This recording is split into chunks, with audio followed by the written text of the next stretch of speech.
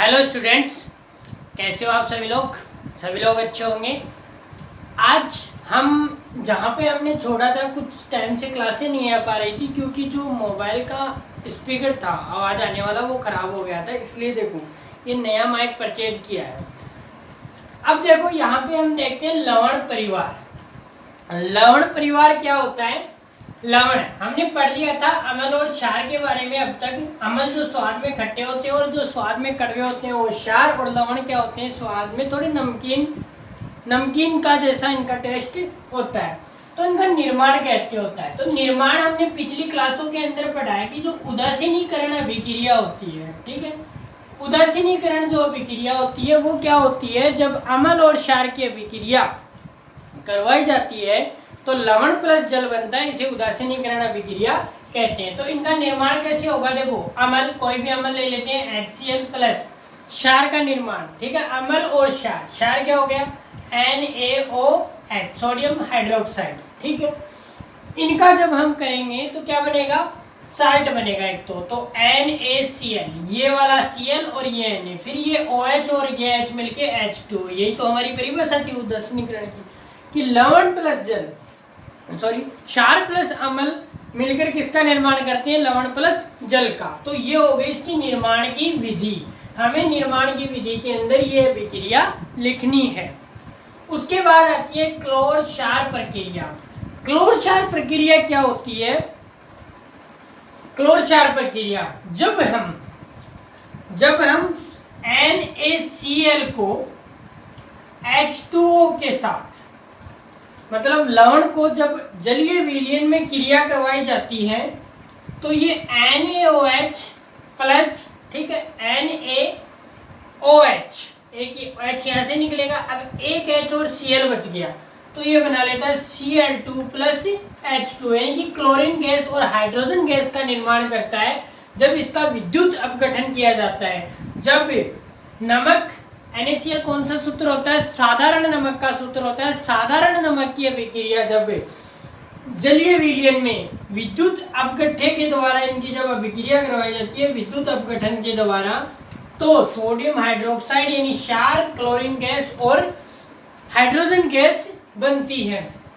देखो फिर इसके अंदर क्या होता है? इसके अंदर जो कैथोड होता है, कैथोड मैंने आपको बताया था पिछले वाली क्लासेज में कि जो कैथोड होता है वो कैथोड होता है नेगेटिव, यानी उस पर धनात्मक चार्ज होता है, और एनोड जो होता है वो होता है पॉजिटिव चार्ज। तो ये देखो क्लोरीन जो गैस होती है उस पर होता है नेगेटिव चार्ज और ये होता है, इस पे होता है पॉजिटिव चार्ज। तो आप खुद सोचो, जिस पे पॉजिटिव चार्ज होगा वो किस पे जाके जुड़ेगा? नेगेटिव चार्ज पे। तो नेगेटिव चार्ज किस पे है? कैथोड पे। ये इस पे आके जुड़ गया। अब क्लोरीन गैस किस पे जुड़ेगी? नेगेटिव है तो एनोड पे, ठीक है, यहाँ पे क्लोरीन गैस आके जुड़ जाएगी। अब देखो ये हो गया बेसिक्स। कैथोड पे होता है नेगेटिव चार्ज और एनोड पे होता है पॉजिटिव चार्ज। लेकिन मैं यहाँ पे एक चीज और आपको बताता हूँ, जो सेल होते हैं, कोई भी सेल, प्राथमिक सेल, द्वितीय सेल, वो अलग अलग आप बड़ी क्लासों में पढ़ेंगे। मैं थोड़ा सा आपको बता रहा हूँ, सेल के अंदर ये उल्टे होते हैं। जो कैथोड है वो धनात्मक होता है, एनोड जो होता है ऋणात्मक होता है सेल की कंडीशन में। लेकिन डायरेक्ट आपसे प्रश्न पूछे कि कैथोड पर चार्ज कौन सा होता है, तो नेगेटिव, एनोड पे चार्ज होता है पॉजिटिव।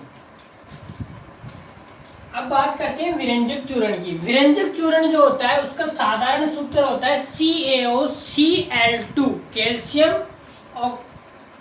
ऑक्सीजन क्लोराइड, ठीक है। इसकी जो निर्माण की विधि है वो हम क्या करेंगे? भुजा हुआ जो चूना है वो हमने जो पिछली अभिक्रिया की थी, इससे जस्ट पिछली वाली अभिक्रिया की थी जिसमें क्लोरीन गैस बना था, हाइड्रोजन गैस बनी थी, वो अभिक्रिया करेंगे। कौन सी की थी? NaCl की अभिक्रिया किसके साथ करवाई थी? H2O के साथ। तो इसके अंदर क्या निकला था? H2 plus Cl2 plus NaOH। तो अब क्या करेंगे? इस अभिक्रिया से Cl2 गैस लेंगे। Cl2 गैस लेके बुझे हुए चूने के साथ इसकी अभिक्रिया करवाएंगे। बुझे हुए चूने के साथ इसकी अभिक्रिया करवाने से कैल्शियम ऑक्सीजन क्लोराइड बन जाएगा, जो हमें बनाना है। ये विरंजक चूर्ण है जिसका रासायनिक नेम होता है, और एक जल बन जाएगा, ठीक है। अब देखो इसका उपयोग कहाँ होता है, इसका उपयोग पीने के पानी को रोगाणु मुक्त करने के लिए किया जाता है और इसका उपयोग अपचायक के रूप में किया जाता है। अब दूसरा आता है बेकिंग सोडा। बेकिंग सोडे का जो सूत्र होता है वो होता है सोडियम हाइड्रोजन कार्बोनेट। ठीक है, इसका निर्माण कैसे किया जाता है, इसके निर्माण की विधि ये रही।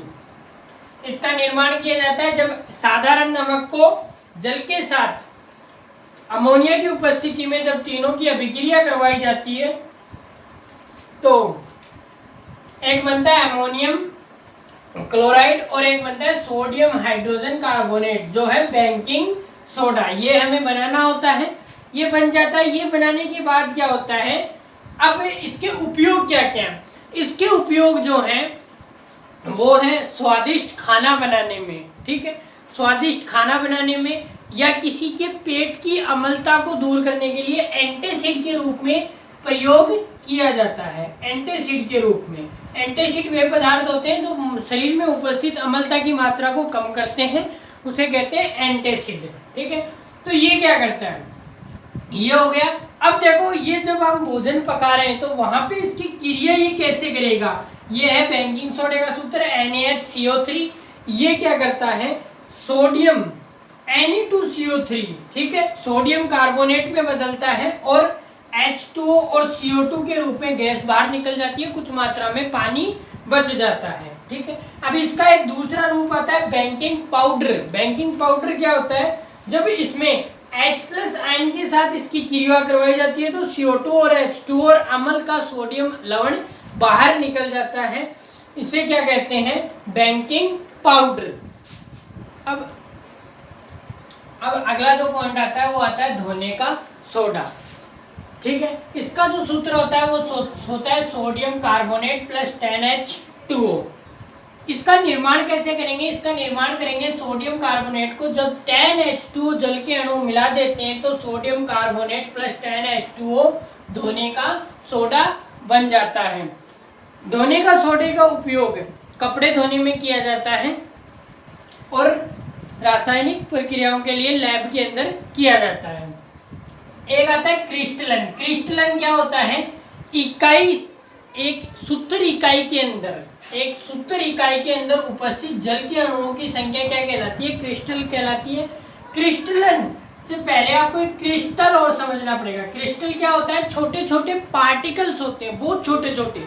जैसे मान लो कि जल का अणु है, या जो चौक है, या स्याही है, तो उसमें सबसे छोटा पार्टिकल कौन सा है, उसे उसका सबसे छोटा अणु कौन सा है। जैसे मिट्टी है तो मिट्टी को आप अपनी अंगुली पे लगा के देखो, उसमें कितने छोटे छोटे पार्टिकल दिखाई देंगे, उन्हें कहते हैं क्रिस्टल। वो हो गए मिट्टी के क्रिस्टल, ऐसे पानी के होते हैं तो पानी के क्रिस्टल।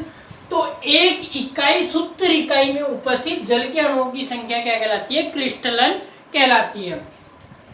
प्लास्टर ऑफ पेरिस क्या है, प्लास्टर ऑफ पेरिस, इसका सूत्र होता है CaSO4.12H2O। इसका उपयोग टूटी हुई हड्डियों को जोड़ने के लिए किया जाता है और इसका एक उपयोग भी है। इसका उपयोग ये है कि जब आप calcium sulphate plaster of Paris के अंदर 1.5 अणु जल के और मिला दोगे तो ये बन जाता है जिप्सम। तो जिप्सम और इसमें बहुत अंतर होता है, ये पाउडर फॉर्म में आता है, एक पत्थर मतलब ठोस आता है। ठीक है, प्लास्टर ऑफ पेरिस। तो इसी के साथ ये आपका चैप्टर कंप्लीट होता है। अब नेक्स्ट वीडियो के अंदर आपका हम जो लेंस वाला चैप्टर है, गोलीय लेंस और गोलीय दर्पण वाला, वो चैप्टर स्टार्ट करेंगे कल से। वो लंबा चैप्टर है, पहले वो पढ़ाएंगे, फिर उसके बाद हम तीसरा या चौथा जो भी चैप्टर है वो बाद में पढ़ाएंगे, वो थोड़ा हार्ड भी है। तो मिलते हैं हम नेक्स्ट वीडियो के अंदर। जय हिंद।